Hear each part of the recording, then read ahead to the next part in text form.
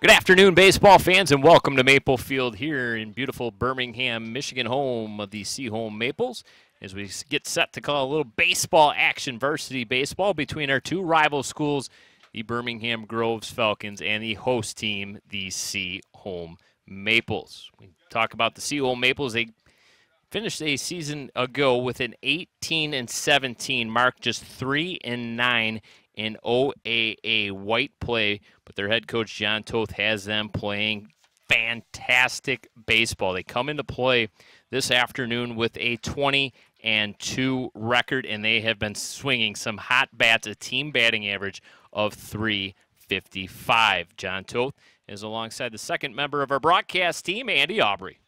All right, Brad, thank you very much. Here with John Toth, head coach of Seaholm Maples. Coach, 20-2 this year. How did you lose 2 games is the question. Oh, we didn't catch the ball. If we would have caught the ball, we'd be undefeated. Really, that simple. If we catch the ball in those 2 games, we wouldn't have lost the game yet. Yeah. But the pressure's off, see? So now you can just go out and have fun. You got a couple losses on the schedule, but you're having a season for the ages, John. Amazing. Your ace is going today, Nick Schonefeld. 3 no-hitters, including 2 back-to-backs. Did you see this coming, and what kind of impact does he have on the rest of the team? Well, as crazy as good as he is pitching, he's actually a better third baseman, and he hits third in our lineup. He's hitting over 400. I think he's got 4 home runs this year, 2 against Country Day. He goes, we go. I mean, but it's not just him. I bet you if you told the rest of our team he's our ace, there'd be a few guys in there that might disagree. And if you look at the numbers, our entire pitching staff, it's pretty close all the way down. Right. So. Gosh, well, that's a nice problem to have. When you sat down and looked at this roster, you knew you had some returning people coming back, but could you have foreseen the success that you've been enjoying? We thought we were going to be good. We set the goal at 25-10 at the beginning of the year because we played 7 sophomores on varsity last year, so we knew everyone was back. So I was like, I mean, it's baseball. You can lose a game here and there. I mean, do you ever think you're going to win 15 games in a row? Like, no, but here we are. So, I mean, the goal was 25-10, and they're going to surpass that pretty quickly here. Looks that way. How do you pull back some of the enthusiasm? Is there, you just let them go, right? You don't. Let it rip. Yeah. Let it rip. If you'll notice, before the game, after the game, I don't even talk to them. Let it rip. They have fun. You'll see one thing, and this is what we stressed. It took 2 years to get there. They play hard. Like, they run everything out. We take extra bases. They turn singles into doubles, and that's the thing. If you can be good, then if you play hard, I think that's why we've won all these games in a row, too. All right, well, that's exciting stuff. We're looking forward to seeing your team play today, and we're going to have you again on Thursday night. So we'll wrap it up for right now. We're going to talk to Coach Morrison in a minute, but send it back to Bradley for right now. Thank you so much, Coach Toth and Andy. As for the Birmingham Groves Falcons, they had a 6-6 OAA white record a season ago, but were able to finish the year 21-13. They also captured their second of back-to-back district championships with a 16-1 victory over Royal Oak. It was the 7th district championship in school history. They also picked up a big regional game victory, 5-1 over U of D. A little bit of an up-and-down season for the Groves Falcons this year. They lose 12 players to graduation and come in with a record of 17-10 on the season. Their head coach Morrison is alongside Andy Aubrey. Andy, take it away. All right, Brad, thanks again. We're now here with Coach Sean Morrison of the Groves Falcons in the snake pit known as Seaholm Field today. Sean, 17-10 for your squad, which is a pretty nice season, but the bar is so high for Groves baseball. It almost feels like a little bit of a down year. You had a lot of graduations last year. Why don't you just size up the season so far? Yeah, I mean, I think basically we've had a pretty good situation in terms of our pitching and defense. We graduated 8 of our 9 starters last year, so we're trying to figure it out offensively, but, you know, we're piecing together a pretty good season, and our pitching has definitely been our strong suit this season. Right. Give us a couple names. Who have been standouts for you guys? Well, Evan Stojanovic is our typical ace. Cole Burnell Cuthrell, he came in. He's been our number 2, and Luke Zeff's really stepped up, but honestly, a lot of the guys coming out of the bullpen are doing well for us, too. So we got a lot of guys kind of reminiscent of some of our teams past that can come out and throw strikes and do what they need to do to record outs. Okay. Any injuries we should be aware of today? Yeah, we have our typical leadoff guy at second baseman. He's out right now. And we got our typical catcher sick. So we got a couple guys out right now, and that's, you know, part of the game, and good teams rise above. So this is one of the 3 games you're going to be playing these guys this week. The third being Under the Lights in Royal Oak, which is a lot of fun. We won't be there for that one. We will see you Thursday.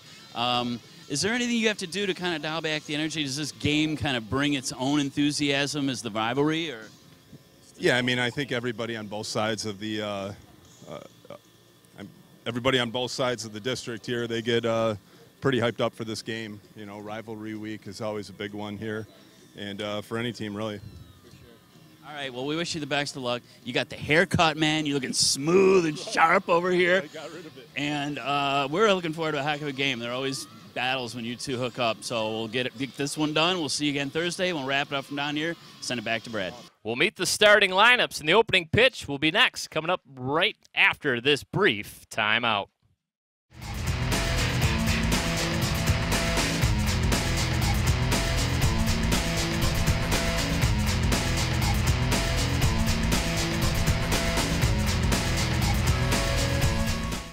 Welcome back to Birmingham Seaholm Field here.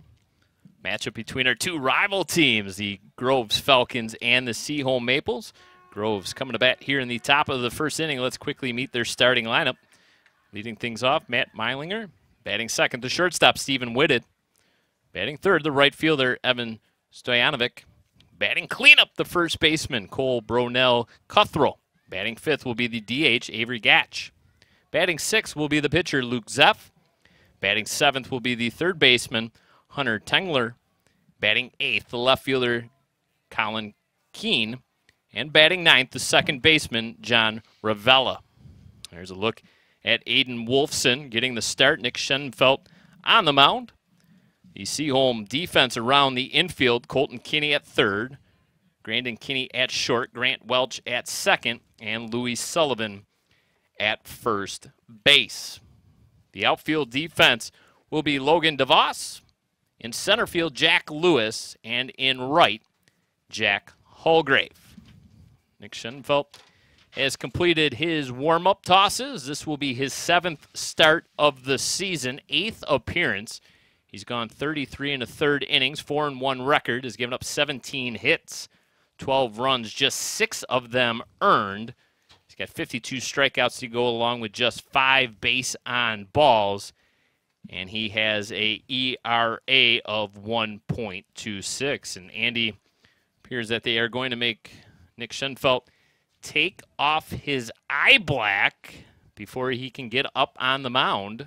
Yeah, the umpire objected to the war paint or whatever that was, the Aiden Hutchinson look he had going there, and he is now obediently wiping his face off from the ever-intimidating eye black that he had going on. That was eye black on steroids, actually. Sort of a Bryce Harper look. There's a look. Not too successful, huh? No, I'd give that about a C- in terms of actual face cleaning. Wouldn't have passed with my mother, I can tell you that. Meilinger to lead things off here for the Falcons in the top of the first inning. Very first pitch of the ball game.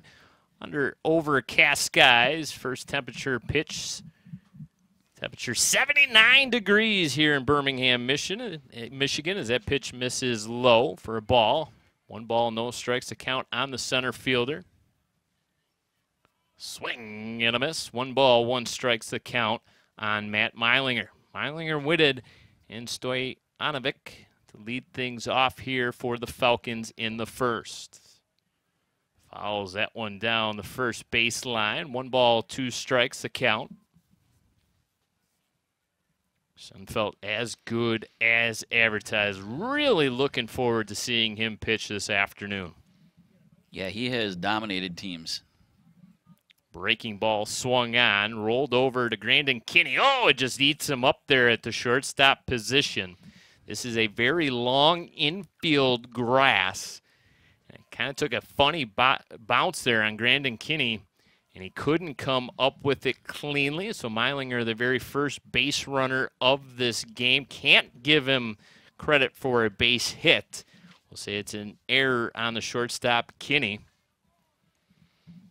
Yeah, this field is full of landmines. There is bumps and ridges and troughs, and And it is a long grass, too. Brings up Stephen Whitted, the shortstop. Whitted, 274 average on the season, 20 hits, 14 of which are singles, 5 doubles, a triple. A slow grounder to the first baseman, Louis Sullivan, who will go over to the bag.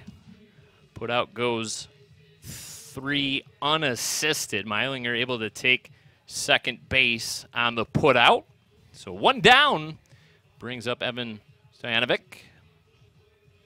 And Sullivan had the face paint going on too, but he's not a pitcher, so it's not as distracting apparently. Schoenfeld with those 3 no-hitters on the season.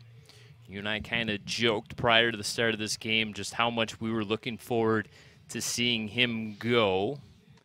And I think you may have even made a small request to make sure he was on the rubber for this game? Yes, I did. I made a call for television. You know, well, we're like the NFL, right? This whole thing is done for television. So that's why they're putting playoff games on Peacock now. And we wanted to see their best pitcher go today, and request answered, apparently. No, we just kid around, of course. That did not happen. No, we were hoping he would pitch, though. And he is, so it's still good to see their best. Fastball called strike at the knees. Quickly 0-2 count on Stojanovic, the right fielder. In fact, many of the requests we make, the opposite ends up typically, happening. yep. You know. Cleanup hitter Cole Bronell Cuthrell waits on deck. Another slow grounder, this time to Grant Welch at second base, able to get Stojanovic to ground out.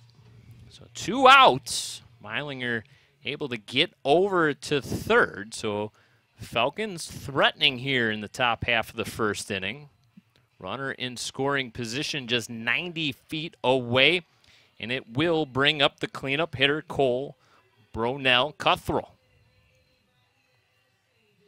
Groves team average of 273, 188 hits on the season. Called strike, 176 runs. Come in with a record of 17-10 on the season. An early threat here against Nick Schoenfeld. First batter of the ball game, Meilinger reached on an error, looking to strand that runner down at third.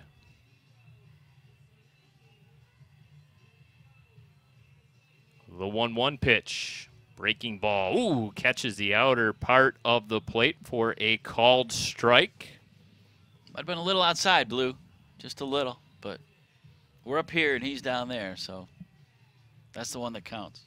Schoenfeld comes to the letters, delivers the 1-2 pitch, misses low. 2 balls, 2 strikes, the count on Bronell Cuthrell.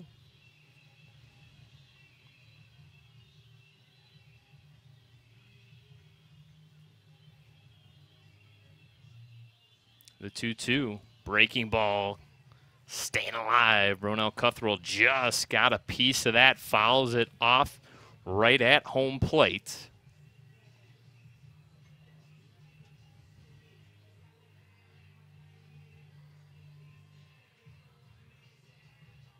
Big breaking ball. Ooh, home plate umpire thought about it. Instead says just a bit too high. So that will fill up the count. 3 balls, 2 strikes. And now Schoenfeld will step off the rubber. Not sure exactly what happened.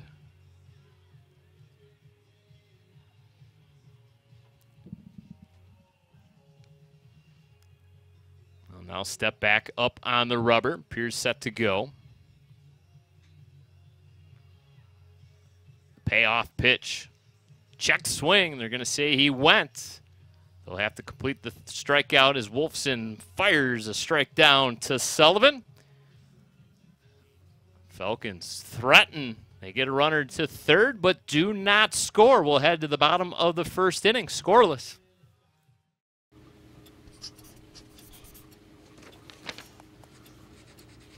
If you love them enough to relearn math so you can teach them math, then surely you'll check NHTSA.gov/the right seat to make sure they're correctly buckled in the back seat.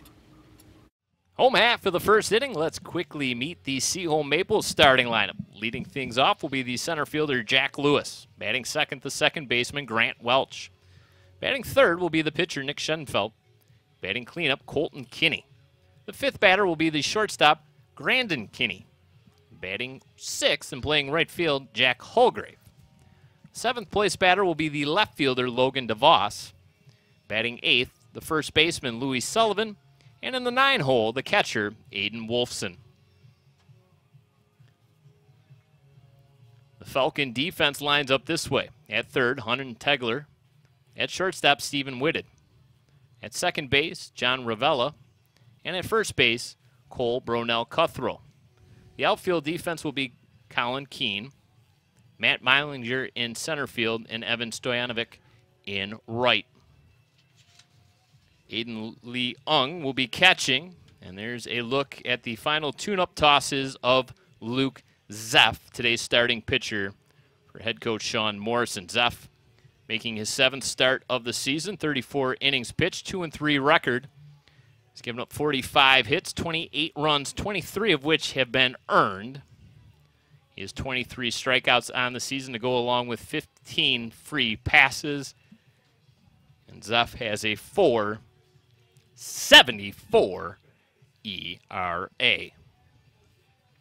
Seaholm Maples 20-2, Andy, have been red hot. Quite the turnaround from a season ago, which saw them pretty much play 500 baseball.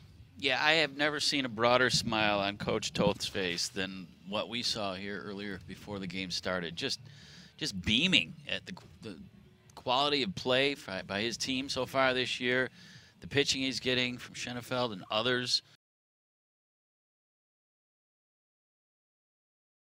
Zeff ready to go. Jack Lewis to lead things off. Lewis, a .441 hitter, 26 hits on the season, 22 singles, 4 doubles, 30 runs from the leadoff position. Lewis also a very dangerous base runner, 15 stolen bases on the year. First pitch out of the right hand to Luke Zeff for a called ball.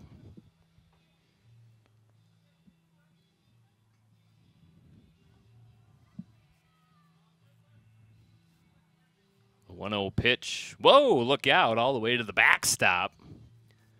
2 balls, no strikes to count on Jack Lewis. Lewis, Welch, Schenfeld. That ball is going to have some grooves in it now. I'm hitting the fence. It's going to curve better next time they use it. Deep fly ball off the bat of Lewis. Look out.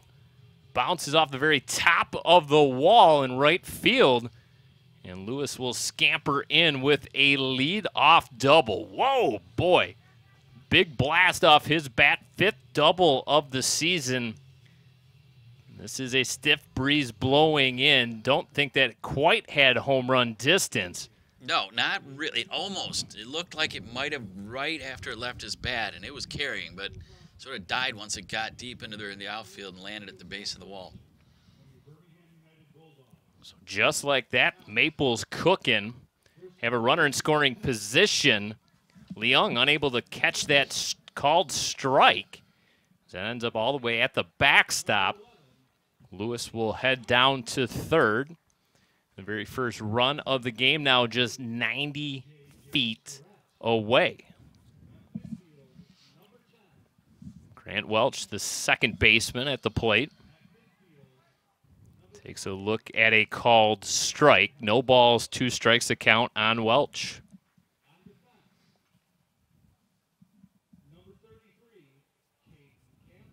Welch, a .304 hitter.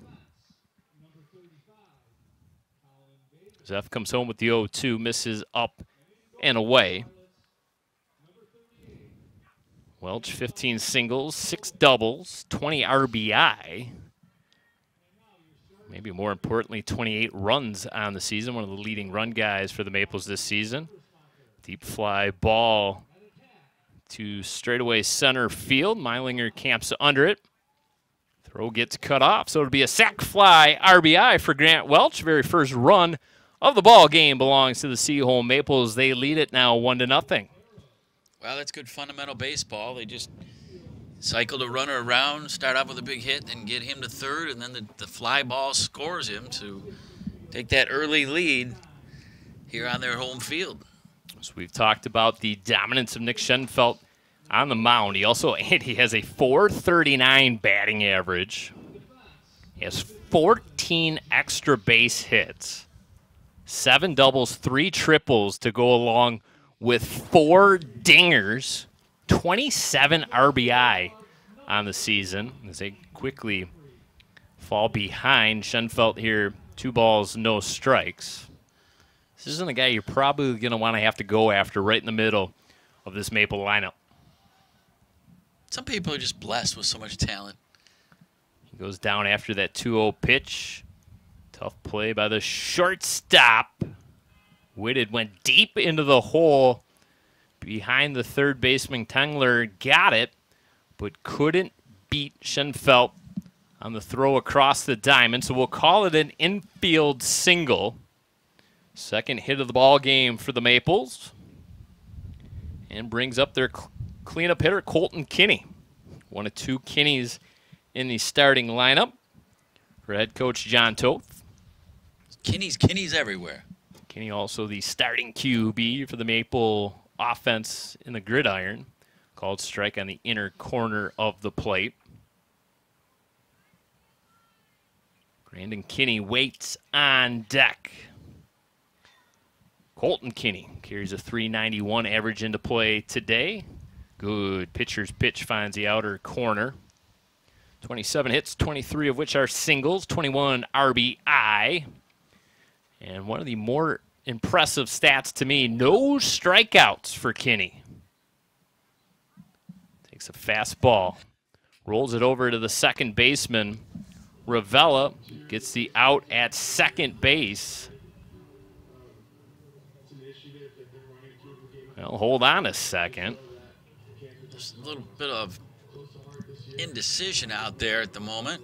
So they're going to call the base runner out at first, but safe at second. They said he must have did the phantom brush across the second base and didn't actually touch it at the same time he had the ball, apparently. We'll see if we can get another look at it here on BACB Sports.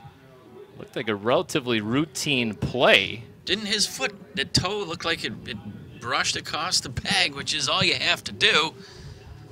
And then more surprisingly, they're going to call Kinney out at first, the bang-bang play down there. So we'll call it a fielder's choice. The old neighborhood play no longer allowed down at second base. Schenfeld safe there. Colton Kinney out at first. I guess they're just changing all the rules of baseball on us, apparently. And it'll bring Major up leagues, Brandon you Kinney. name it. Yeah, too much. Okay. Well, hey, run around second for them. Kinney an opportunity to add on a run here. Takes a look at a strike on the outer black. Luke Zeff continuing to pump in strikes. 2 balls, 1 strike the count. Swung on, popped up. Leung discards the mask, camps under it, and makes the catch for the final out of the inning. But the Maples able to push across 1. They lead it after 1 by the score of 1-0.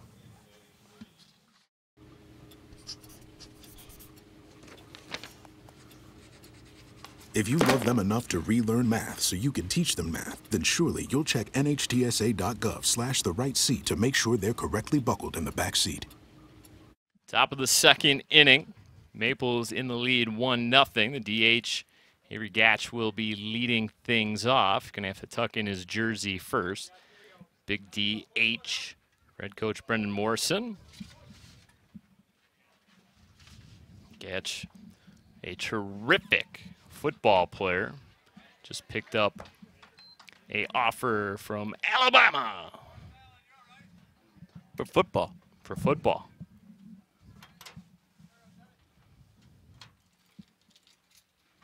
Breaking ball swung on, tapped foul right at home plate.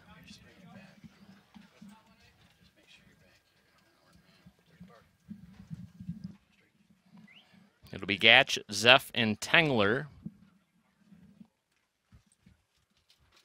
Breaking ball swung on and missed. We'll have to throw down to first to complete the strikeout. Second of the game for Nick Schenfeld.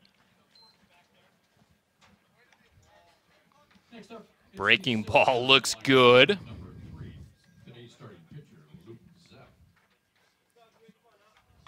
Luke Zeff, the pitcher now, try to help his own cause. You and I have talked about this at numerous baseball games, numerous softball games, but it's always nice to see the pitcher hit, right? Try to help out his cause. Well, especially when the pitcher can hit, actually, unlike your Justin Verlanders and such, which always seems to come up. He's sort of the gold standard of bad hit pitcher hitting. Hot shot down the first baseline and foul. 1 ball, 1 strike the count on Zeff. 261 average, 11 singles, 1 double. Schenfeld wasting no time, goes into his delivery, he's fouled straight back. That's when you know a hitter is on, when he's fouling stuff straight back.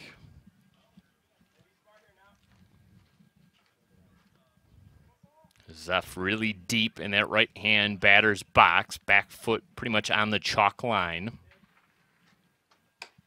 A swing and a miss. Schenfeld starting to pile up the Ks. That is 3 strikeouts in a row. Yeah, if he gets in a groove, look out, because you can already feel it. You can kind of sense it. He's just warming up right now. Take a look at this one. Oh, high, hard stuff right up around the eyes, and Zeff had no shot to catch up to that. There's the breaking ball right down the middle of home plate. And that'll freeze you, too. You see that one coming at your eyes, and then bloop, right down, broke right over the plate. Falls right off the table. There's another one fouled back. Got all kinds of cameras and microphones along that backstop, picking up the audio.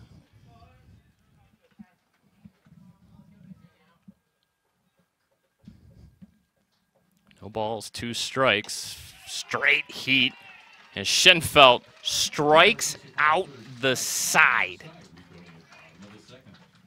We'll head to the bottom of the second with the Maples in front, 1-0.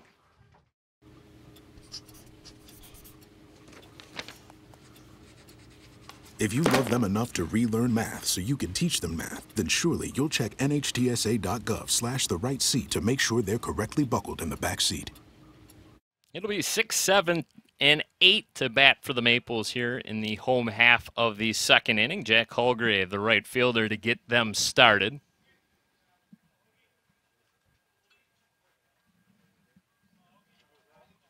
Holgrave, DeVos, Sullivan due up for the Maples.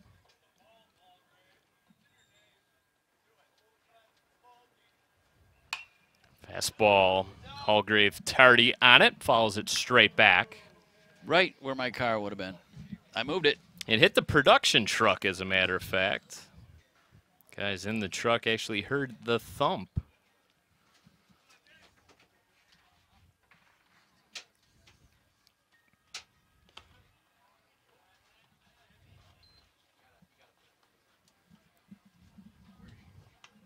One ball, 1 strike, the count on Holgrave.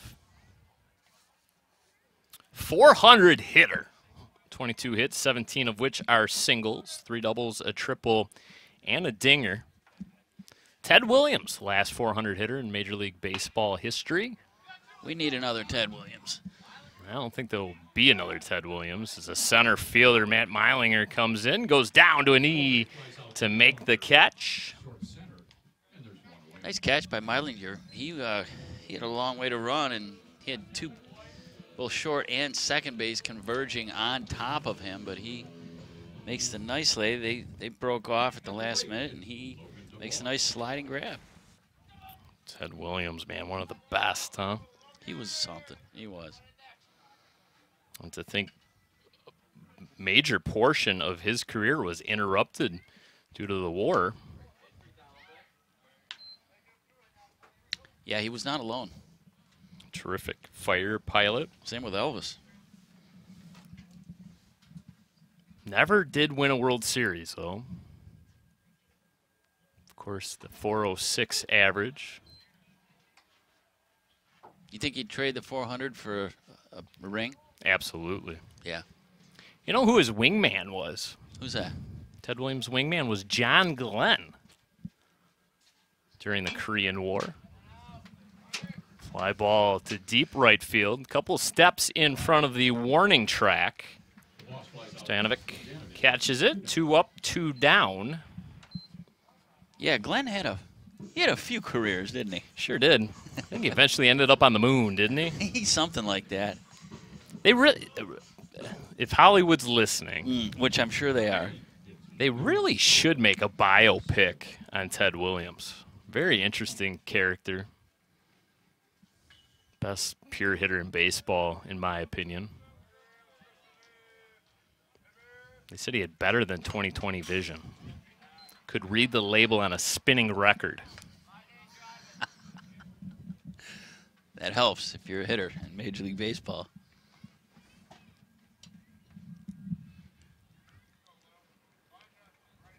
Played his entire career for the Boston Red Sox.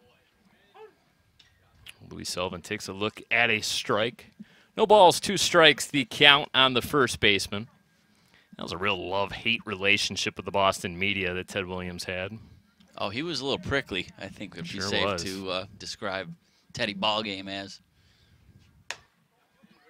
Sullivan thought about it, but did not offer. Pitch misses up and out of the strike zone. 1 ball, 2 strikes, the count on Sullivan. Mentioned this is game 1 of a 3-game series as Sullivan goes down swinging on a breaking ball. 1-2-3 inning for Luke Zeff. Falcons coming to bat in the top of the 3rd inning.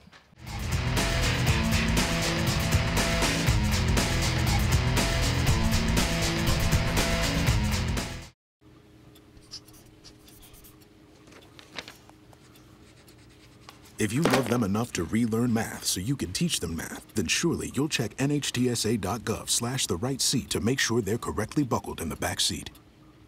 Top of the 3rd inning, Falcons looking for some offense. It hasn't come easy against Nick Schenfeld. 4 straight strikeouts, and we mentioned Schenfeld has thrown 3 no-hitters. The first came back on April 8th, a 15-0 4-inning no-hitter against Detroit King. He finished that game with 12 strikeouts. And Andy threw 56 pitches in that game, 39 of which were for strikes. He also went 4 for 7 at the plate with 3 doubles and a home run. And there's a shot into the left center gap, and that will be the very first hit of the ball game. It belongs to Colin Keene. Well, Keene just reaches out, grooves this one. A really nice swing there. He sort of sends it a shot into left field, and solid hit. Groves now their leadoff man out. We'll see if they can do something with it. Just their second base runner of the game. Fastball cut on by Ravella, the second baseman, fouled away. So Schenfeld then threw a 5-0 no-hitter against Farmington back on April 26th. 14 strikeouts and 1 walk in that one. Also had a couple hits and 2 RBI. And then followed it up in his very next start on May Day, a 4-0 blanking of Bloomfield Hills. Schenfeld finished with 11 strikeouts and 2 walks in that game. Also had a single, a run scored, a triple, and an RBI. So an off day for him. Bunts it right back to Schenfeld there. And, ooh, boy, tough bang-bang play there. Sullivan had a hard time, I think, finding first base. Yeah, his foot was not on the bag, and once he caught the ball, he had to do a little fancy footwork to put step down. So it brings Keene over to second base, puts him in scoring position. Not the greatest of bunts right back to Schenfeld, but it's a sac bunt, and, ooh, boy, maybe Sullivan got the back of the bag there. And now Coach Morrison is going to ask for the appeal. Field ump is going to talk things over with the home plate umpire. It's tough when you don't have umpires at every single base. Or replay. Or replay. It's a fairly long discussion. And now they're going to say, yep, they're going to stick with the initial call of out. Would be tough to... Maybe we could see it one more time, guys. I don't know if it's that easy, but it was awfully close. I mean, it really was. Let's see if we can take another quick look here and figure this one out for ourselves. The bunt was not spectacular, as you mentioned, Brad, but good enough. Foot clearly There off we the go. base. And yeah. Okay, good job, guys. Excellent camera work. Thank you in the truck. So it brings us back to the top of the order. Matt Meilinger reached based on an error by Grandin Kinney, back in the first. So 3 no-hitters for Schenfeld. Not going to get one here today, but there's the breaking ball. Oh, boy. Uncle Charlie snaps it off. That is a wicked curveball he's got. So when I saw that he was pitching today, I said, see home head man John Toth. I said, oh, you got good old Johnny Vandermeer on the mound today. And he kind of looked at me like I had 6 eyeballs and 2 heads. And he says, who? I said, oh, Johnny Vandermeer, back-to-back no-hitters back in 1938 with the Cincinnati Reds. Coach Toth, oh, okay. Not quite the baseball historian you are, huh, Brad? Well, who among us is? So let's get that out there right now. Don't feel bad, Coach. Only major leaguer to throw back-to-back no-hitters.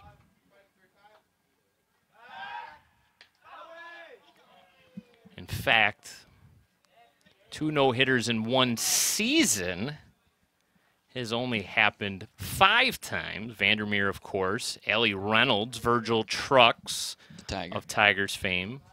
Nolan Ryan, of course. And Max Scherzer. Max Scherzer. Meilinger goes down swinging. 5th strikeout of the game now for Schenfeld. You mean old Sticky Fingers? Old Sticky Fingers. Yeah. I mean, you know, Get another suntan look here lotion, at rosin this guy. strikeout. Oof, nice pitch right on the outside corner. Roy Halladay threw a regular season perfect game and then had a no-hitter in the National League Divisional Series. That all occurred back in 2010. 5 pitchers in Major League history have more than 2 no-hitters. Of course, Verlander with 3. Larry Krikorian of the Chicago White Sox. Bob Feller, Cy Young, all of those guys have 3. And, of course, Nolan Ryan, the Ryan Express, with a Major League record 7 no-hitters. There's been 318 all-time in Major League Baseball history. And Nolan Ryan could fight a little, too. He sure did. Beat up Robin Ventura. Ventura put him in a headlock and just went at his at will, punching at will. Sandy Koufax, have to mention him as well, has 4. Failed to mention him with the multiples. Check swing, they're just going to say he went around. 6th strikeout of the game for Schenfeld. Cruise to the bottom of the 3rd inning. The Maples in front, 1-0.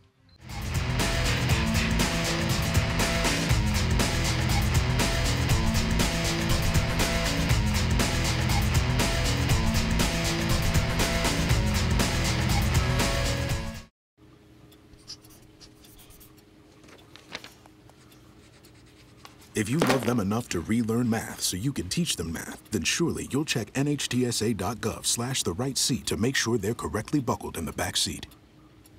It'll be the 9th place batter to lead things off here for the Maples. Aiden Wolfson, the catcher. Wolfson, a .396 average, 19 hits on the season, all of which are singles. Must be a nice luxury to have a .396 batter as your 9th place hitter, huh? That doesn't hurt. This is a Seaholm squad that carries a .355 team batting average into play this afternoon. That's getting the job done. Yeah, to say the least. And one thing Coach Toth told me before the game was, you know, he really doesn't have to say anything to these guys. Some teams, they got to get the pep talk machine revved up beforehand, but not these guys. He said they police themselves. They're ready to go. They're eager to play. It's just effortless. It's a blast to coach them. They don't need the post-game rah-rah speech, none of that. It's just been a real seamless, fun year. He also said to me that his starting lineup was filled out at like 7 o'clock this morning because he pencils in pretty much the same 9 guys in the same spots seemingly every single day, and I think that continuity kind of helps, right? Yeah, in past years we've seen coaches filling out rosters just before the start of the first pitch, you know. High heat, misses up and in.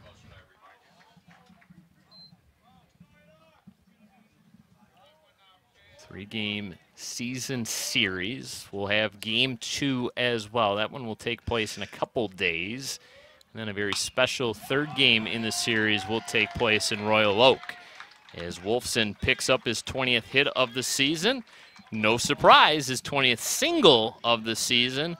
And the Maples in business here in the bottom of the 3rd inning with the leadoff single off the bat of Wolfson. Brings up Jack Lewis. Lewis put quite the charge into a pitch back in the 1st inning, doubled off the right field wall. Eventually came around to score on the sac fly off the bat of Grant Welch. Lewis, the first run of this ball game, the lone run of the ball game so far. Takes a look at a pitch in the dirt, ball 1. Lewis, quite the table setter for this Maples offense. 441, 26 hits, 22 of which are singles, 4 doubles. He's come around to score now 31 times. He has 15 swipes as well, 15 stolen bases from that leadoff position. Old school look, no batting gloves. Puts a thump into that, and that'll be a single. Tangler, the 3rd baseman, couldn't come up with it. Whitted went deep into the hole once again at the shortstop position. So back-to-back singles will bring up Grant Welch. Seaholm got something going here in the home half of the 3rd.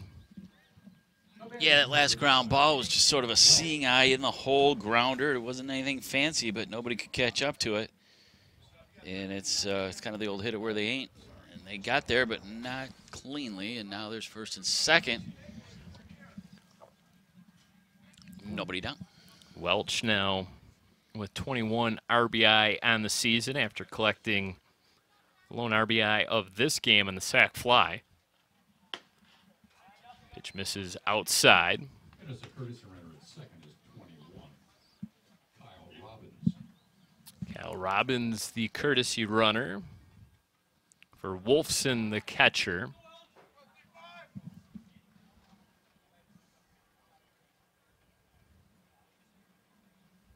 Wind continues to blow in. It's going to be difficult to knock one out of this yard this afternoon. 325 down the left field line, 355 in the power alley in left, 340 in right center, and an even 300 down the right field line. Going to be a tough play. Whitted the shortstop across the diamond to get Welch by a step. Advances both runners now into scoring position, and it brings up Nick Schenfeld. Opportunity here for the starting pitcher Stepping to the plate. to really open up this game. Yeah, you would assume that a base hit could score 2. It's going to get 1 in, and they are clinging to a very tenuous 1-run lead at the moment. So Schenefeld could do himself a favor right here. Holds that bat cocked behind his head. Back elbow slightly bent. And that one stayed up there. There's about 6 baseballs that have collected on the very top of the cage. They all look like game balls as well. Yeah, it usually should be pitched a little more, so they roll off of there, right? Yeah, you don't expect to see an overhang on the backstop, but that's what we got. We could perhaps maybe sell those seats up there for a premium. Kind of like the press box at Old Tiger Stadium, maybe, huh? I like it. Or at least the overhang in right field. Man, do I miss Tiger Stadium. It was the best. Never seemed like you were any closer to any other sporting venue. Schenefeld fouls this one away. We're going to run out of baseballs here fairly soon. Ooh, there was a collective That was a big gasp out of the I keep- crowd. Kind of hold your breath anytime a ball gets fouled back there. Hope everybody's okay. Yeah, I'm just continuously glad that I moved my car at the urging of a couple of these Seahome parents. Suggested maybe I get it out of that zone. Luke Zeff steps off now.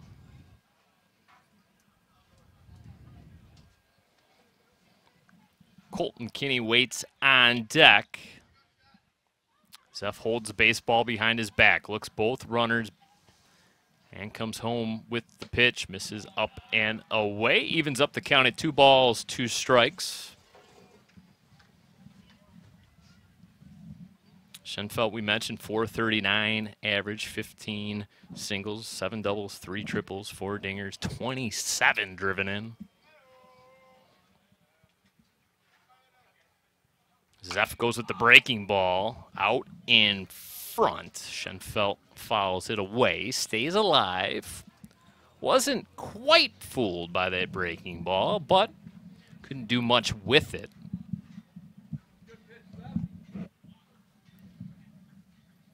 Yeah, Zeff climbs back up on the rubber. Zeff's pitching him tough. He's not giving in. Glares in at his catcher, Luong. Comes home with the breaking ball again. It's popped up. Left fielder, Colin Keene gets cut off and no throw home. So sac fly off the bat of Schenefeld. Well, that's a big out for Groves. Even with that sacrifice, I'm willing to bet they would give up that run for that out just to see if they can get out of this inning here now with Schenefeld flies out for the second out. 2 down. And a run for the second run. Now batting Colin Keene, the left fielder, kind of has his arms out to the side as to say, well, you cut that ball off. Why didn't you come home with it? Well, I don't think they had a shot to get him. He was medium depth, but would have taken quite a throw. Now a wild pitch will allow Jack Lewis to move on down to third base. So Colton Kinney, an opportunity to drive him in. 2-0, the Maples in front.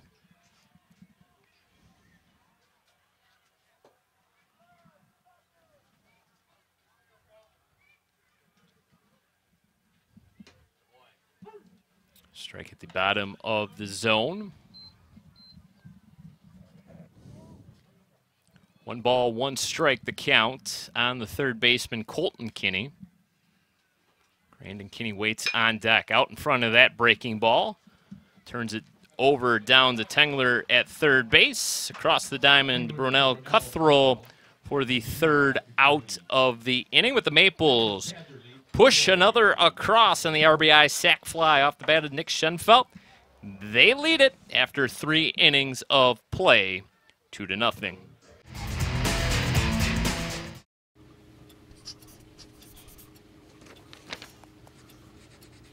If you love them enough to relearn math so you can teach them math, then surely you'll check NHTSA.gov/the right seat to make sure they're correctly buckled in the back seat.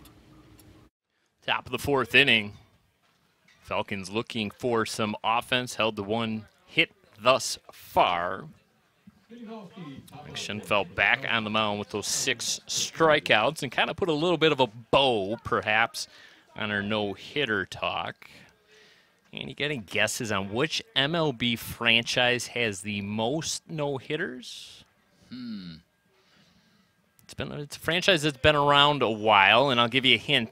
Not the Yankees. No, they've played in multiple locations.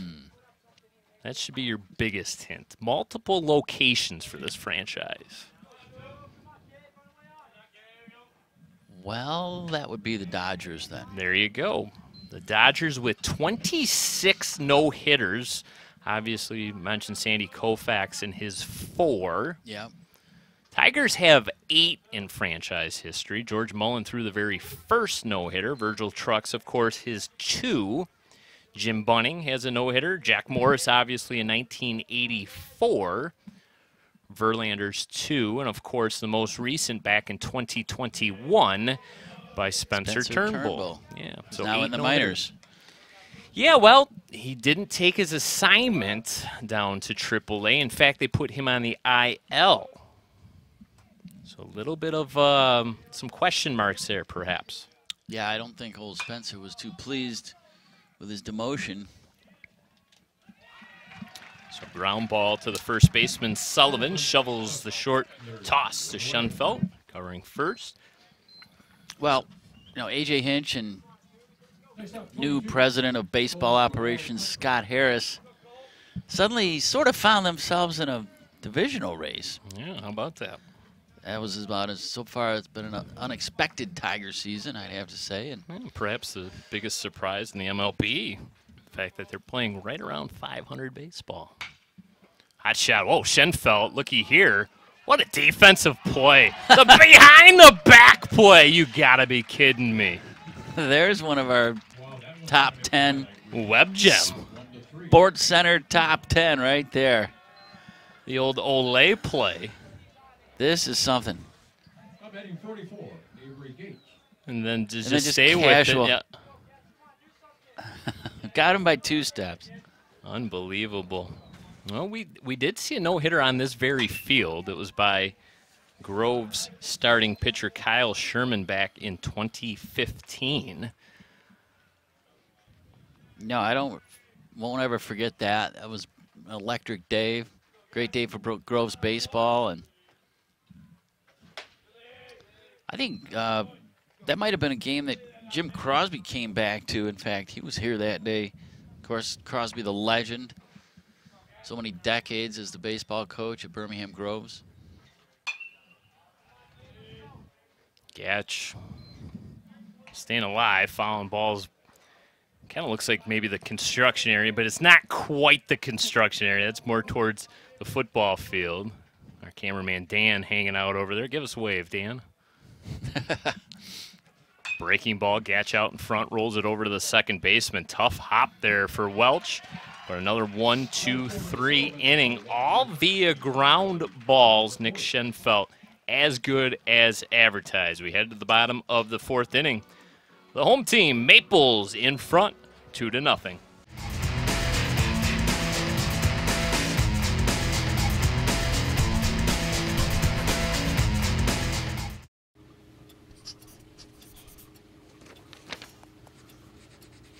If you love them enough to relearn math so you can teach them math, then surely you'll check nhtsa.gov/the-right-seat to make sure they're correctly buckled in the back seat.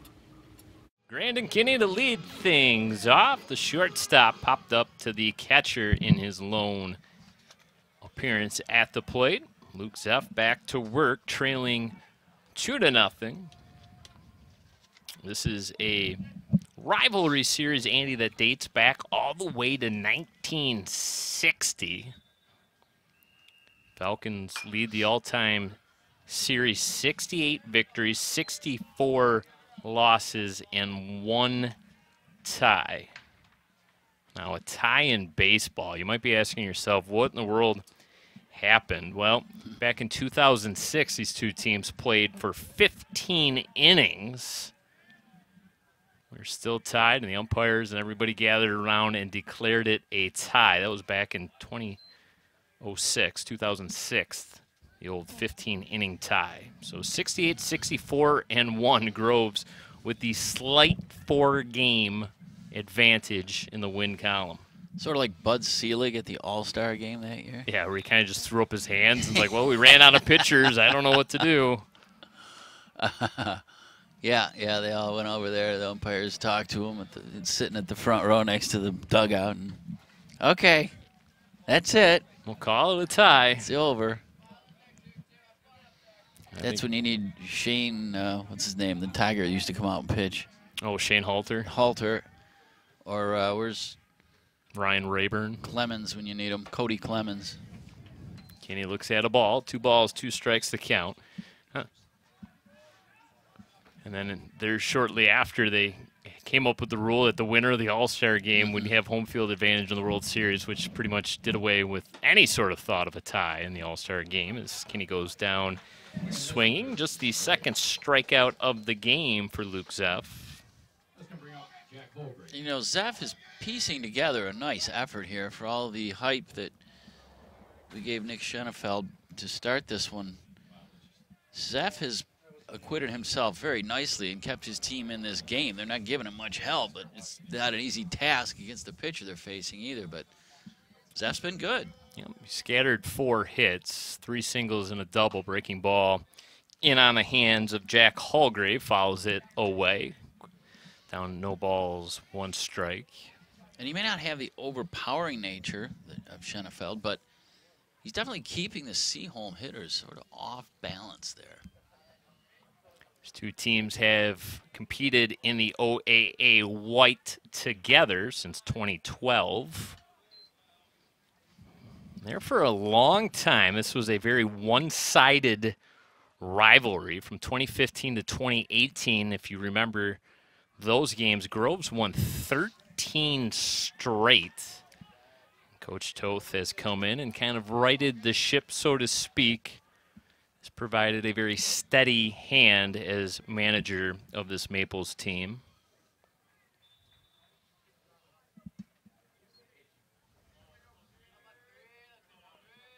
Zeff pauses at the belt, comes home, misses up and away. Well, Coach Toth, I think it's fair to say, has found his groove here, and he's got maybe a team for the ages the way this is shaping up for him. And both these coaches are among our favorites, I would have to say, of all the sports we cover.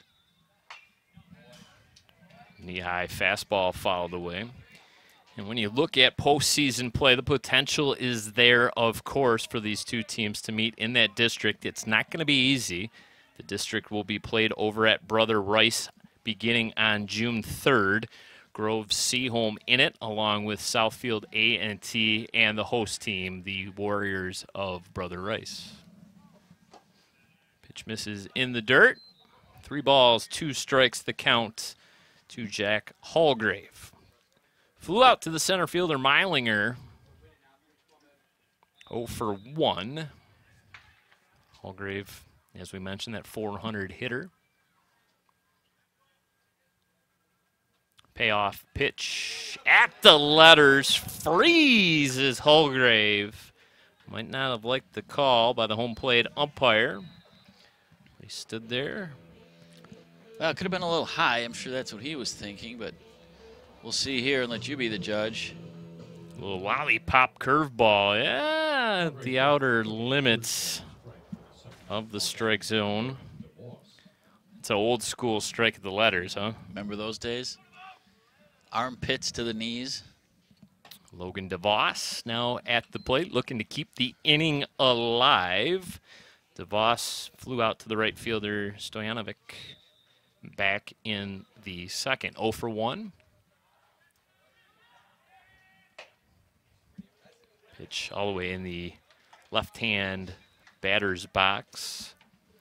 2 balls, no strikes to count on DeVos. Good hitter's count.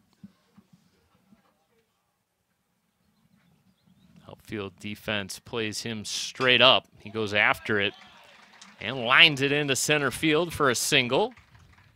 5th hit of the game for the Maples. Well, this was a solid hit. Definitely waited on it, sort of grooved it out to center. Nothing cheap about that one. So with 2 outs, we'll see if the Maples can get anything going. Add to their lead. Very modest 2-run lead at the moment. Brings up Louis Sullivan, 0 for 1 with a strikeout, 1 of 3 Zeph Ks in this game. Modest lead off of first base for DeVos, breaking ball for a called strike.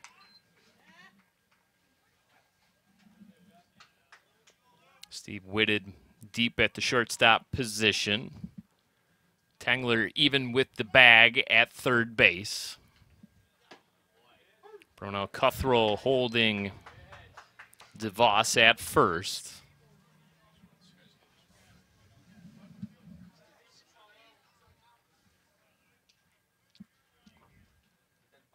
Seth gives him a courtesy glance, comes home with the pitch. And another strikeout. Zeph ends up striking out the side. Maples lead 2-0. We'll head to the 5th inning here on BACB Sports.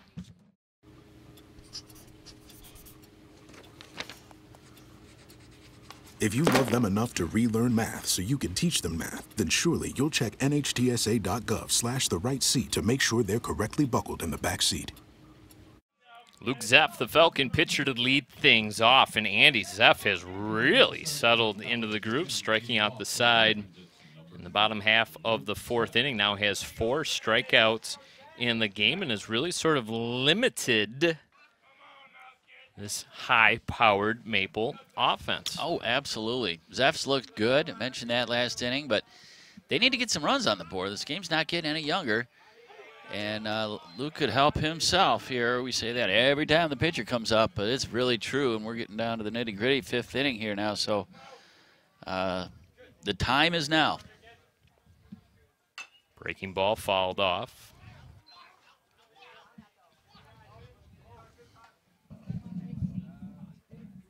Schoenfeld giving up the 1 clean single. Also had a runner reach on an error. Has set down the last 6 batters after the single by Keene. Terrific frame job by Wolfson. Brought that pitch back up into the strike zone. 7th strikeout of the game for Schoenfeld.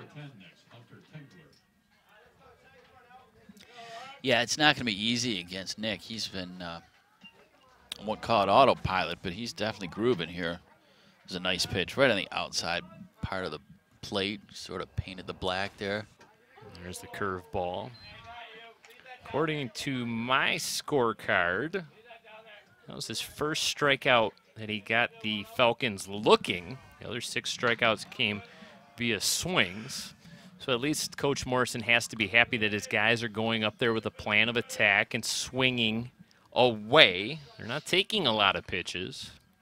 Yeah, there's nothing worse than just standing there, as Ernie used to say, and watch it like the house by the side of the road. That's not a winning formula. That breaking ball is phenomenal. It's freezing all of them. They're really just sort of in suspended animation as it comes in, and then it just curls right over the plate. He wastes no time. There it is again. This time he absolutely froze Tangler. Back-to-back strikeouts. Take another look here at these back-to-back Schoenfeld breaking balls as he just continues to rack up the strikeouts. Look at that little 12-6 action. Yeah, the overhand delivery, it just drops it right in the bucket. And here was the last one. Same exact pitch, a little more inside, but wow. There is absolutely nothing a hitter can do with that pitch on the inner half of the plate. Fastball misses low. You'll see Wolfson go down to 1 knee. You are seeing more and more catchers at the major league level do just that. As there we get Wolfson going down to a knee once again. This pitch going to hopefully find the bottom part of the strike zone, misses out and away. And essentially you're trying to earn that call on that bottom rail. Yeah, and I heard a discussion during the Tiger game the other day Right there. You about frame it. how, yeah, and it worked on that occasion. But I think it was Jim Price who was saying that it was unheard of for catchers in his time. You know, in the 60s, 70s, they didn't do that. You were just in a full crouch all the time. Wolfson goes down to it again and asks for it at the bottom of the strike zone. Schoenfeld delivers. But Keene, staying alive, goes down and golfs that one out. So we'll take another look here at the frame job by Wolfson. And essentially, he earns Schoenfeld a strike. That would not normally be called a strike, but he's able to go down because he's in that one-kneed crouch, goes down and able to bring the glove up, frames it, and allows the ump to call it a strike. Fly ball to Jack Lewis, who made it look very simple in center field. Boy, oh boy, Schoenfeld has been dominant. He has set down 12 in a row. We go to the bottom of the 5th inning with the Maples in front, 2-0.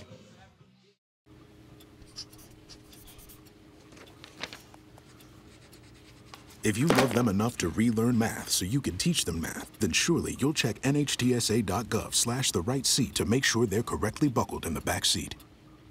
Look at some of the faithful in attendance here at beautiful Birmingham Seaholm. They have seen a pitcher's duel up to this point. Bottom of the 5th inning, 2-0 Maples in front. Luke Zeff has done a nice job for head coach Sean Morrison. Coach Morrison, Andy, in his 8th season already at the helm of Groves High School, comes in with an overall record of 155-74. Yeah, he's quietly sort of becoming his own Coach Crosby, long-term solution as the baseball coach of Groves. He's still got a ways to go to catch Jim, but he's become a fixture. Because of Coach Crosby's long-time role as the head man at Birmingham Groves, Coach Morrison is only the 4th manager in Falcon baseball history. Yeah, that's pretty impressive, actually. When you think about a school that goes back to the early 60s. Aiden Wolfson, the catcher, singled, came around to score.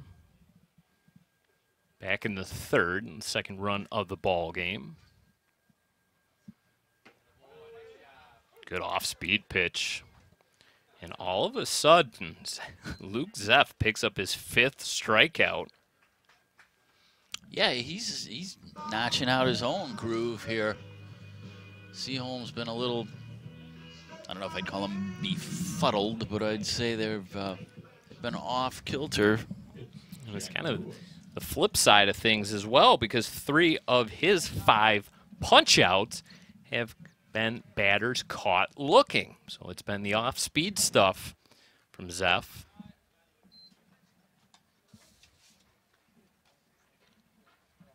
Zeff really not a big strikeout guy coming into play.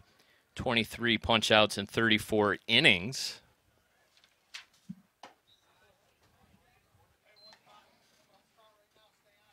Has done a really nice job this afternoon. Jack Lewis, the top of this Maple lineup at the plate now. Center fielder 2 for 2, a double and a single to go along with a run scored. Avoids that inside pitch.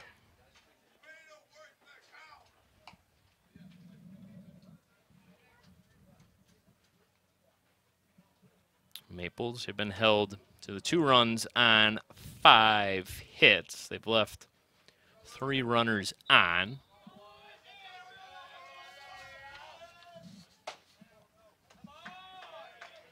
Lewis discards the bat, works the base on balls. Lewis, 3rd time he has been on base, and he'll bring up Grant Welch.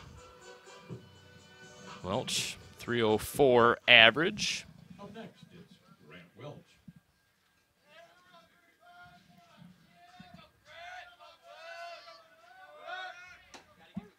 Runner takes off for second. Able to swipe the bag. 44th steal of the season for the Maples. Well, Coach Toth getting aggressive here, figuring this 2-run lead might not be enough, so they're going to put some runners in motion, see if they can create some scoring opportunities that way. This is one way to do it, steal second, so. It's Welch's 16th steal of the year. Straight heat fouled away. Ooh, quickly down the first baseline near the Falcon dugout. Schenfeld waits on deck. Welch, the RBI sac fly back in the first.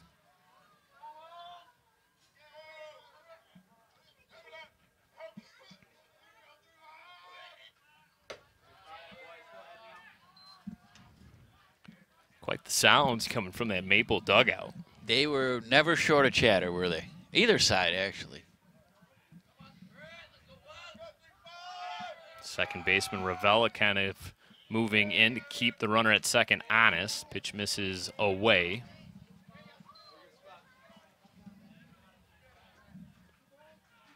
Two balls, 2 strikes the count on the second baseman. Runner breaks. And they get Welch looking. Second strikeout of the inning. 6th now in the game for Zeph. Well, this umpire's strike zone's a little on the wider side. I think these both hitters for both sides, are going to be a little more wise to that. He's been more of a pitcher-friendly umpire, I'd have to say. So leave things up for Schenfeld. Strike at the letters.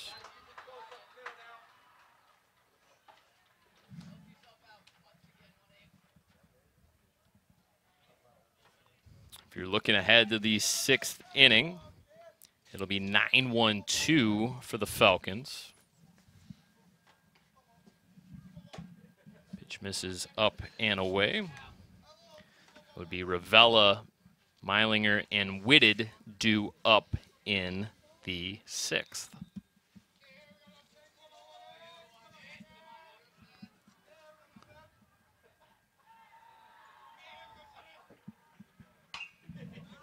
Good cut, fouled straight back. 1 ball, 2 strikes the count on the starting pitcher.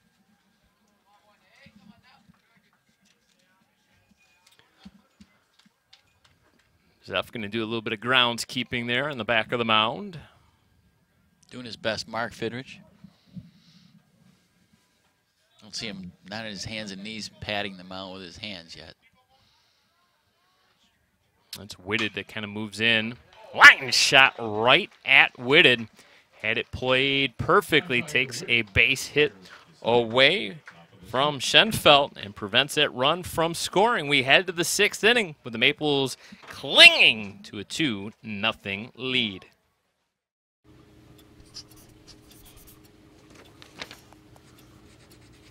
If you love them enough to relearn math so you can teach them math, then surely you'll check nhtsa.gov/the right seat to make sure they're correctly buckled in the back seat. Falcons running out of opportunities, top of the 6th inning. They trail 2-0. Nick Schenfeld has faced 2 over the minimum here this afternoon. He's given up a single, and the other base runner was an error. And Coach Morrison pulled the guys aside before they began this half inning, just to give them the pep talk and remind them that we're getting close here. This is time to make hay, fellas. Coach Morrison, 14-6 all-time against the Seaholm Maples. John Ravella, second baseman, to lead things off here in the road half of the 6th inning. Takes a called strike. 1 ball, 2 strikes to count. He has a plate appearance, but no at-bat. Had that sacrifice bunt back in the 3rd inning. This time goes down swinging. 9th strikeout of the game now for Schenfeld.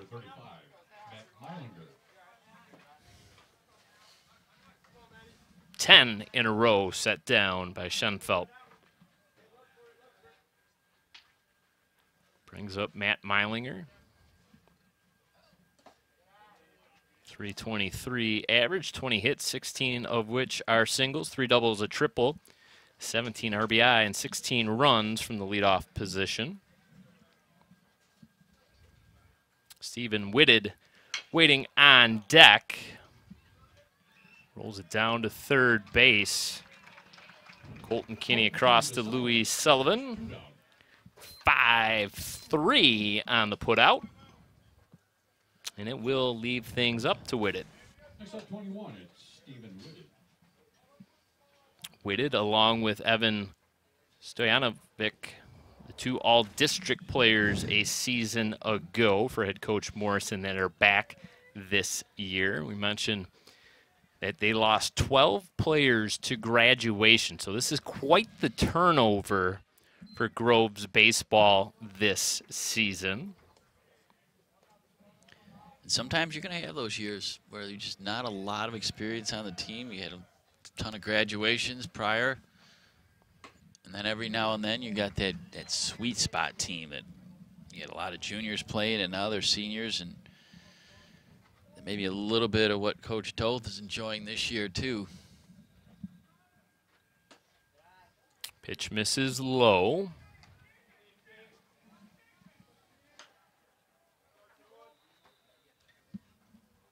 2 balls, 1 strike, the count on the shortstop. 0 for 2, grounded out to the first baseman and struck out. Wolfson holds that pitch in his glove, an extra beat or 2. Umpires love that. Oh, yeah. Tongue firmly planted in cheek there, right? Fouled away off the catcher's mask. So 11 straight set down by Schenfeld. Last time they had a base runner, the Falcons, was the leadoff single back in the top of the 3rd inning by Colin Keene.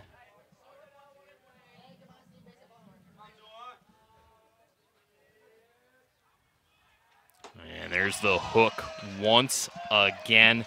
Double-digit strikeouts. That's 10 now set down via the strikeout by Nick Schenfeld.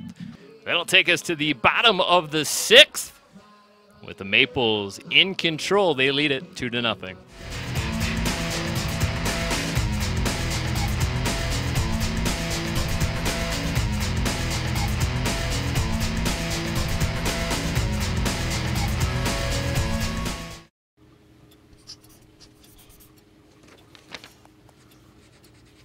If you love them enough to relearn math so you can teach them math, then surely you'll check nhtsa.gov/the right seat to make sure they're correctly buckled in the back seat.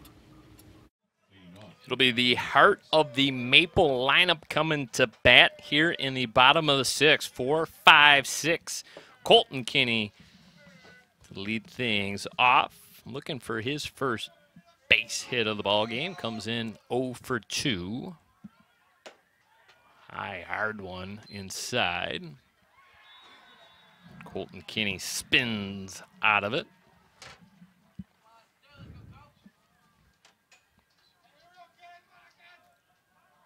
And this one plunked him.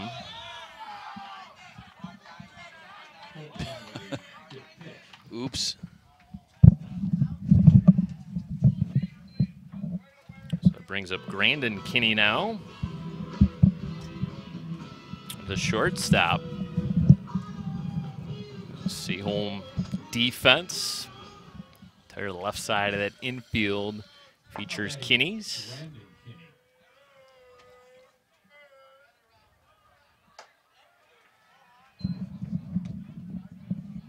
Luke Zeff had been in pretty good control of his pitches up to this point. Yeah, that was our first hit. First hit batter, yep. He's also issued a base on balls to go along with 5 C-home hits. Base paths really haven't been too crowded. Tengler having to charge that one. High bounding ball. As we mentioned, this is kind of a goofy grass. It's very long. Oh, extremely thick. That would have been a miracle play. I mean, he was coming in. It was a high bounder. He would have short hopped it and had to make a heck of a play. And it just didn't happen, so kept it in front of him at least. So first and second now. Your call how you want to score that one, Andy.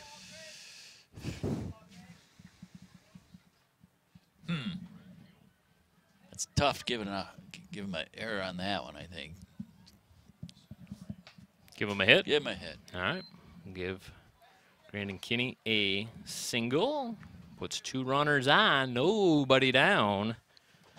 Jack Hallgrave, the right fielder, at the plate, 0 for 2.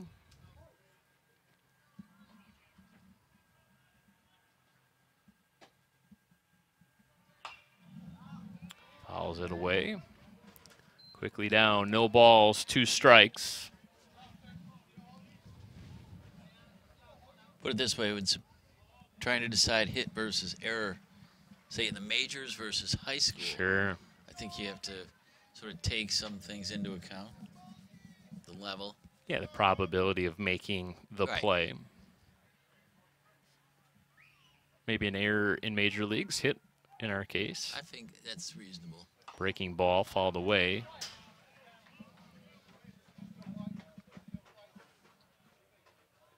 Tangler, the third baseman, nearly on the infield grass. Cole Bronell Cuthrell, the first baseman, did have a foot on the infield grass. Now he'll back up just a bit.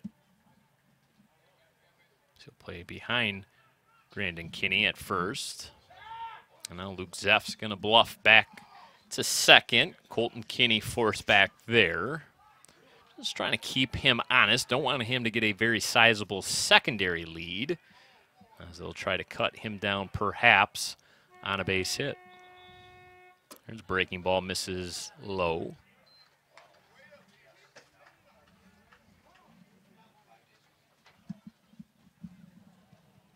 As I was saying, looking at the Maples' upcoming schedule. So now Zeff and Game of this 3-game series that's coming at Groves, and they can complete the 3-game set. Leung going to talk things over. It's a very short conversation. And that's a 7 o'clock start time. Hallgrave kind of crowds the plate just a bit in that left-hand batter's box. It's amazing how quickly those chalk lines get rubbed out. Yeah, no such problem at the new Groves field last night No, for softball. with that artificial turf, there is no rubbing out the chalk lines. No. There's a good look. It's- Nice job by our BACB sports crew. It's paint over there. It doesn't blur very easily. Major league level, those chalk lines are gone before the top half of the first is even over. Yeah. Oh, nice frame job this time by Leung to get Hallgrave looking, his second strikeout. 7th of the game now by Luke Zeff. Coach Morrison just has to be thrilled at the pitching performance he's getting out of Zeff. Yeah, he's preserved his bullpen very nicely by this performance by Zeff. He's just continued to keep them in. They just haven't been able to hit against Schoenfeld. Straight fastball pumped down the middle. A little shake of the head by Logan DeVos. DeVos 1 for 2, fly out back in the second, singled in the fourth.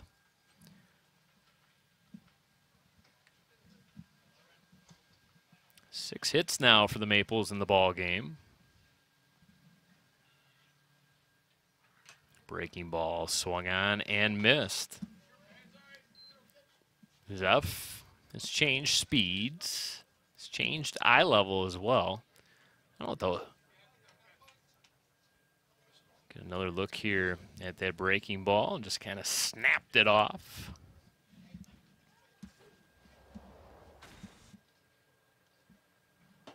That one misses low and away. Runner takes off for third. Quick throw down. Tangler unable to field it cleanly. We're going to get Kinney anyway, as he broke immediately for third. So both Kinneys now in scoring position. Just one out. And that'll bring the Falcon defense in. Zeff has to step off to allow the middle infielders to come in on the grass. So the entire infield now in. Going to try to cut down that runner at the plate if Colton Kinney should break. Zeff comes home with it, bounces it up. Terrific stop by the catcher, Leung. Yeah, Leung saved a run there for sure. Very quick on his feet. He had to be. He had to go down and to the right to stop that one. 2 balls, 2 strikes the count on DeVos. Big moment in this ball game as the Maples look for some insurance runs. They lead it 2-0. Zeff trying to get himself out of trouble. Breaking ball misses high. Take a look here at this Leung stop once again. Preserved a run. Put the chest protector down. Played that to perfection. Good fundamental catching. Just like they teach you in goalie school. Little check swing. And it gets past the drawn in infield. Boy, oh boy. Little excuse me check swing there by Logan DeVos. Well, brings in Colton Kinney. Sometimes it's good to be lucky, and he did get a nice line drive out of it, but it was nearly caught by Zeff. Sort of scooted past him, and Number 16, it's Bradley Babbage. they couldn't field it cleanly to cut the runner down at home, Kinney, so threw another one up on the board for Seaholm. It's 3-0 now. Bradley Babbage. Little pinch hit for Louis Sullivan. So we'll give DeVos an RBI. How do you want to score it, Andy? You think it was a single? I just keep saying single, don't I? Because that's what I feel my initial right. reaction was. So we'll call it a RBI single. Don't have an official score up here to ask. They don't have hit or error up on the big board. So and the big board's actually kind of a small board. It is. I'm using you as the final decision maker. So we'll give Logan DeVos his second hit of the game. Gave him an RBI as well. And the Maples now lead at 3-0. Bradley Babbage up there bunting, has drawn the bat back twice and has looked at 2 straight balls. 2 balls, no strikes, the count on Babbage. You wonder with the good hitters count now, 2 balls, no strikes, if he'll be swinging away. It looked like he was. And it's quickly 3 balls, no strikes.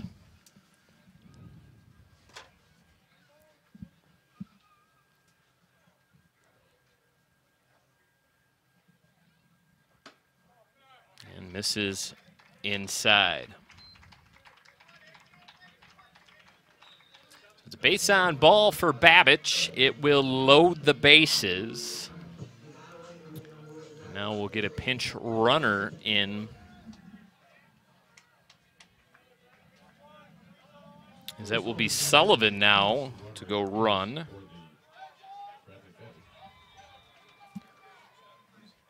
And brings up the 9th place batter, the catcher, Aiden Wolfson.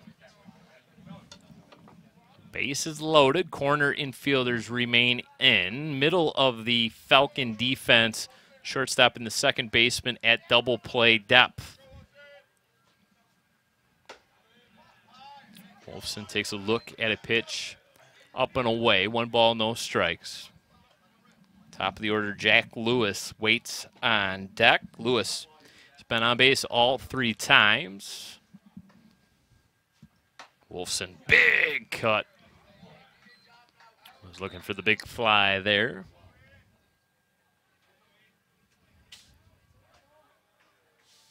Wolfson, not a power guy. As we mentioned, all of his hits this season have been singles. Open stance. Drives this one to left field. Colin Keene camps under it. Fires it quickly into the middle of the diamond. Grandin Kinney having to hold at third. And probably a wise move because they made a nice throw into the plate. Probably would have been cut down. It's kind of a shallow fly. Coach Morrison going to have a conversation. Nope, he's going to take the baseball. So Luke Zeff's day is done. He ends up going 5 in 2 third innings. And they will hand the ball off now to the relief pitcher. And while he tunes up, we'll take a quick break here on BACB Sports.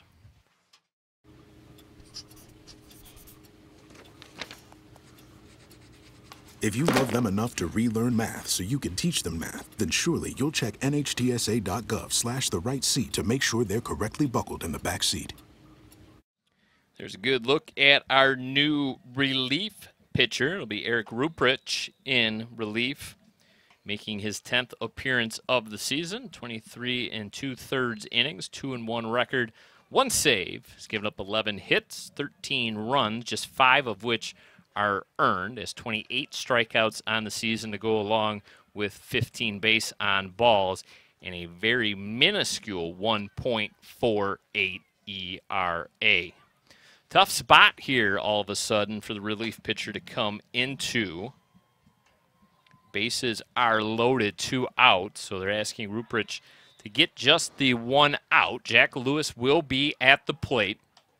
Swinging a hot stick, 2 for 2, a double and a run scored, a single and a base on balls for Jack Lewis in this ball game. Maples have pushed across a 3rd run, lead it 3-0. Which is hard to believe, isn't it? It seems like this game should be much further apart than the 3-run deficit that Seaholm has at the moment, but they're going to have a much different look on the mound now. Ruprich is a much taller, more imposing pitcher from a height standpoint, so a different angle that pitch would be coming in at versus Zeff. Maples 3 runs on 7 hits. Ruprich starts it off with a breaking ball. Called strike on Jack Lewis.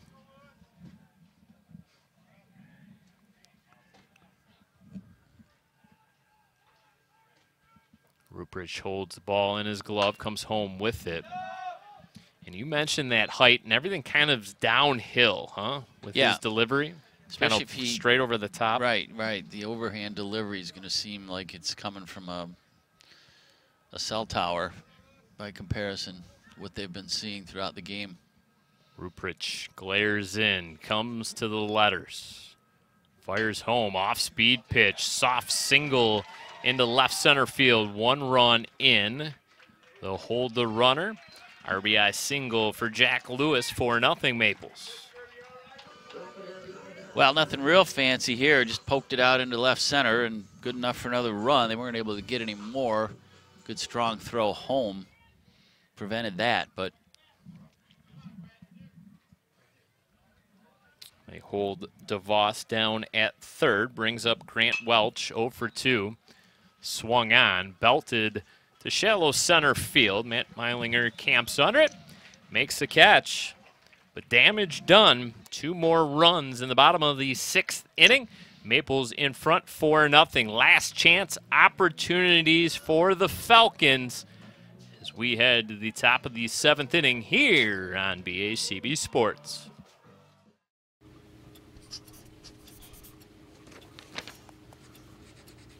If you love them enough to relearn math so you can teach them math, then surely you'll check nhtsa.gov/the-right-seat to make sure they're correctly buckled in the back seat.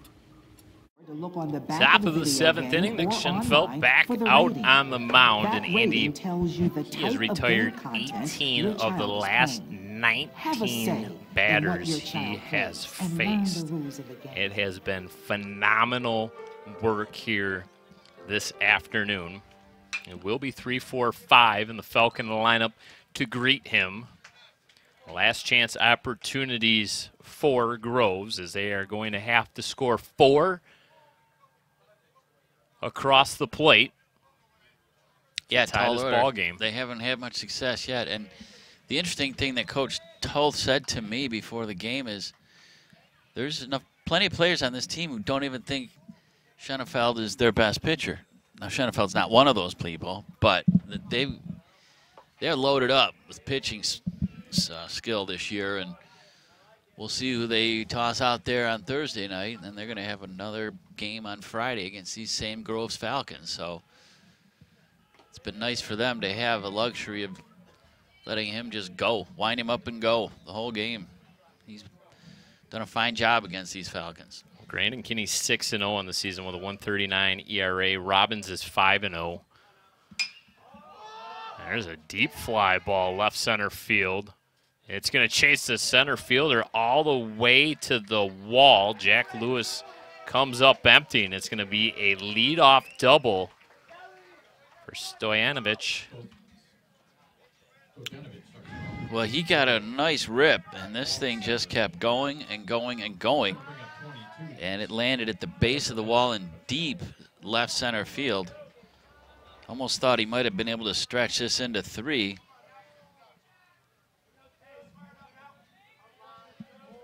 But it was not to be, and it turns into a double, so. Brings up the cleanup hitter. Cole Bronell Cuthrell takes a look at a fastball. Avery Gatch, the big DH, waits on deck. Just the second hit of the ball game for the Falcons. Breaking ball, goes down and gets it, rolls it over to the second baseman Welch. Gets the speedy Bronell Cuthrell by a step. First out, brings up Gatch. He got down there quickly, that's for sure. Moved the runner along, but that's only one. They're going to need 4. It's a productive out, but outs are a premium here. Schenfeld snaps off another breaking ball. Gatch way out in front.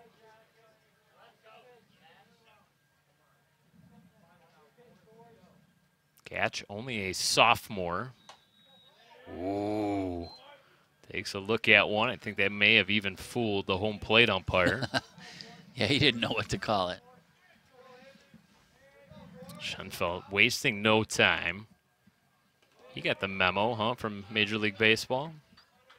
Right, he's got the pitch clock in his head. Tick, tick, tick. Do you like the rule? Do you like the new pitch clock rule? Well, it's fine unless you get to a game late. Maybe well, a second earlier or starts, too. The 6:40 starts. These games are over before it gets dark out. Yeah, I know it, and it is quite an adjustment. I'm not sure I'm on board completely.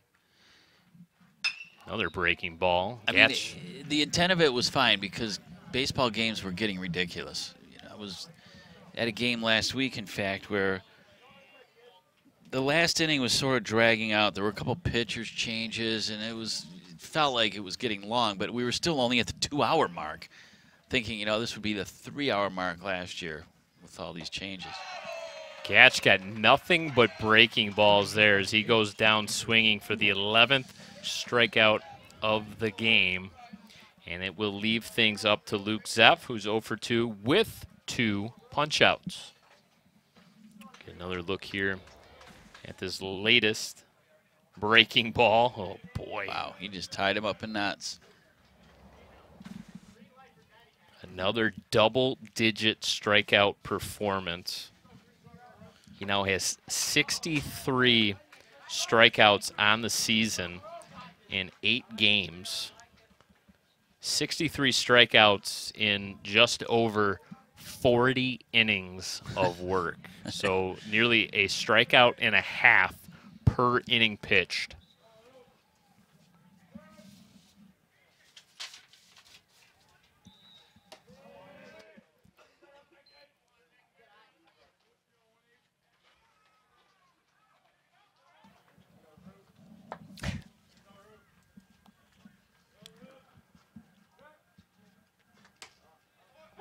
Strike at the knees, 2 balls, 2 strikes. The count on Luke Zeff, so the Falcons. Ruprich. Oh, Ruprich, I'm sorry, has come in. You're right. They lifted Zeff for the pinch hitter.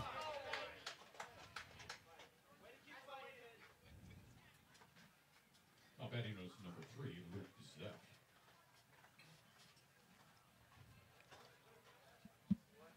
So 2 balls, 2 strikes to count on Ruprich.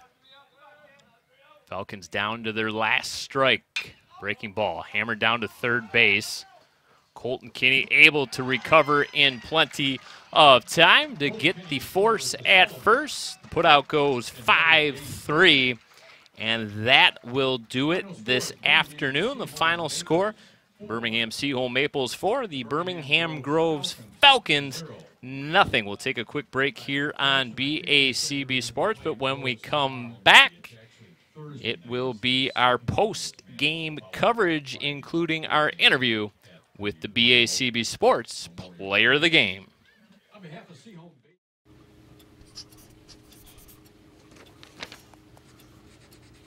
If you love them enough to relearn math so you can teach them math, then surely you'll check nhtsa.gov/the right seat to make sure they're correctly buckled in the back seat. Welcome back one final time to Birmingham Seaholm High School. Brad Fetters for BACB Sports. What a masterful job on the mound by Nick Schenfeld. He goes the complete game, strikes out 11, walks none, and gave up just 2 hits. He is alongside my broadcast partner, Andy Aubrey, for his BACB Sports Player of the Game interview. All right, Brad, thank you very much. We are here now with our BACB Sports Player of the Game, Nick Schenfeld. Do we have that right? Nick Schenfeld? Yeah. All right, Nick, tons of strikeouts. I mean, you were mowing them down. It was crazy out there, man. But how do you balance your love of this game for your pitching skill versus hitting? It's hard. I'm more leaning towards the hitting side. That's what I really want to do. But I love pitching. It's what I've done my whole life, and I've done pretty well. And I love pitching for this team and this program, and it's been a great season so far. It's been a phenomenal season for you guys. Your approach to Groves, what did you see in them tonight as your game went on? We saw a good amount. We saw what their hitters were doing. I could see what pitches to locate and what pitches to throw. But we've heard a lot from other teams that they've played throughout the season and kind of played it off how they did against those teams because we played them as well. So we were able to get a good resume on them, and so we were prepared for the game. That's good. Well, you did well. All right, so big wins. They just keep coming one after another after another. I mean, not to get too far ahead of yourself, but how do you keep yourselves in check? And then what are the expectations for the rest of the season? Yeah, it's tough to keep ourselves in check, but, you know, we have to be focused on the district game. I mean, we have Southfield, and then if we win that, we have Rice, which is kind of where we're looking right now. So that's definitely the expectation, is to play them and just give them a battle. They're a great team, but I think we got a shot. So that's definitely our goal this season. I mean, they're only like a 3-wood shot away over here. You can hit them with a good drive, but they got a great tradition, obviously, so it is going to be tough. It's going to be kind of a backyard brawl like these guys. But you get them next Thursday again, and then Friday. So you think you're going to be getting sick of Groves? Or? No, I'll play them as long as I can. I love playing them. It's such a good rivalry, and so I love that competition. No doubt, man. Well, congratulations to you and the Maples. You guys put out a great effort, and we will see you back again at their place on Thursday. Yep. So we'll wrap it up from down here. We'll send it back to my partner, Brad, and he's going to take us out of here. All right, big congratulations, Nick Schenfeld, and big thank you to my broadcast partner, Andy Aubrey.